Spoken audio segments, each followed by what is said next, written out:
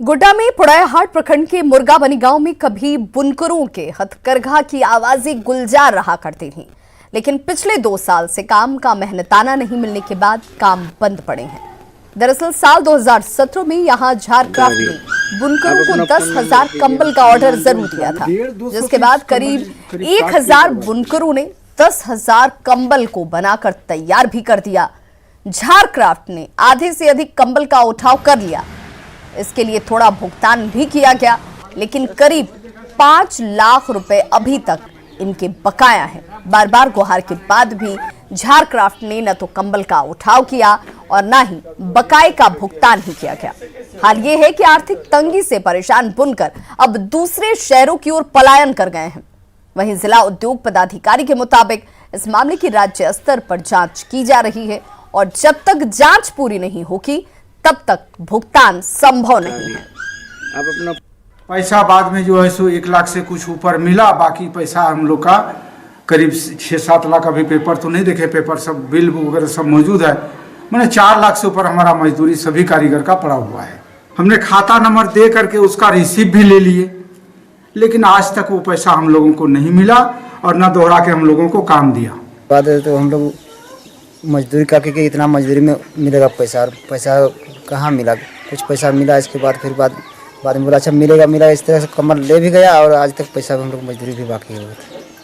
फिर ऑर्डर भी नहीं दिया? फिर कोई ऑर्डर भी नहीं। अभी तनाव उनाव उखाड़ के साइड में रख दिए हैं और दूसरा काम कर रहे हैं। क्या करेंगे? पहले यहाँ करते थे और काम कम मिलने लगा और करने के बाद भी नहीं मिलने लगा, तो हम लोग बाहर चले गए, मेरठ चले गए। उधर अपना मजदूरी करके मतलब अपना गुजारा कर रहे हैं। उच्च स्तर पर इसकी जांच भी चल रही है और प्रत्येक जिला में इसका जांच किया जा रहा था और रिपोर्ट ऊपर के स्तर पर अभी लंबित है। जब तक सारा मामला क्लियर ऊपर से नहीं होता है तब तक किसी भी तरह का भुगतान कारीगरों का होना भी संभव प्रतीत नहीं होता है।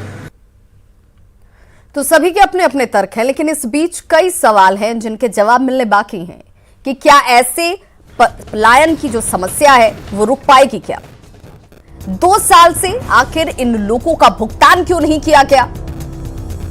जांच के नाम पर आखिर भुगतान को रोका क्यों गया है? बुनकरों की परेशानी के लिए जिम्मेदार कौन है? तो देखिए, ये बुनकर जिन्हें उम्मीद जगी थी कि वो अपने घर पर रहकर अपने इलाके में रोजगार पा रहे हैं और उस रोजगार से उनकी किस्मत बदलेगी।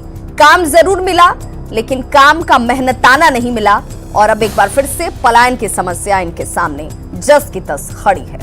सहयोगी अजीत कुमार सिंह हमारे साथ इस वक्त ज्यादा जानकारी के साथ फोन लाइन पर जुड़ चुके हैं। अजीत, आखिर डेडलाइन इस जांच की प्रक्रिया का कुछ है या फिर लोगों को इंतजार करना होगा जब ये जांच पूरी होगी और उसके बाद भुगतान किया जाएगा, चाहे उसमें सालों लग जाए? जी बिल्कुल विभा, ये तो विडंबना ही कही जाए। एक तरफ जिस तरह से इस पेंडेमिक समय में सरकार द्वारा यह प्रयास किया जा रहा है कि लोगों को उनके घरों पर रोजगार मिले ताकि ज्यादा से ज्यादा पलायन को रोका जा सके, मगर ये विडंबना देखिए कि विगत सरकार ने ऑर्डर दिया, कंबल उठाए, कुछ भुगतान किया, बाकी रहा। नई सरकार ने बनते ही इन पे पहल की थी, जिनको बुनकरों को बुलाया गया रांची और उनसे हिसाब किताब लिया गया। जो उस समय के उद्योग सचिव थे के रवि कुमार साहब, वो कभी यहाँ के उपायुक्त हुआ करते थे गोड्डा जिला के, तो उनकी पहल पर जो है सभी बुनकरों को वहां बुलाया गया और उनसे बाकी बकाया का हिसाब लिया गया, अकाउंट भी लिया गया, मगर वो किन फाइलों में दब कर रह गई और क्यों रह गई ये तो यहाँ के जिला के कोई पदाधिकारी बताने को तैयार भी नहीं है और अगर जानते भी है तो वो बताना नहीं चाहते। सवाल ये उठता है विभाग की आखिर इन बुनकरों का दोष क्या है? सरकार ने ऑर्डर दिया, इन्होंने अपने मेहनत से उसे बनाया, तो इनको मेहनताना मिल जाना चाहिए था, जो कि 2 साल से लंबित है। तो आखिर क्यों न ये पलायन को मजबूर हो विभाग? बिल्कुल, सवाल यही है कि आखिर पलायन रोकने के लिए एक तरफ सरकार की तरफ से कोशिश लगातार की जा रही है और उस बीच लोगों के सामने समस्याएं ऐसी कि और कोई विकल्प नहीं, जो काम किया गया उसका मेहनताना भी हासिल नहीं हो पा रहा। तो ऐसे में इनके लिए जिम्मेदार कौन है ये अब तक तय नहीं हो पाया। बहुत बहुत शुक्रिया अजीत इस तमाम जानकारी के लिए।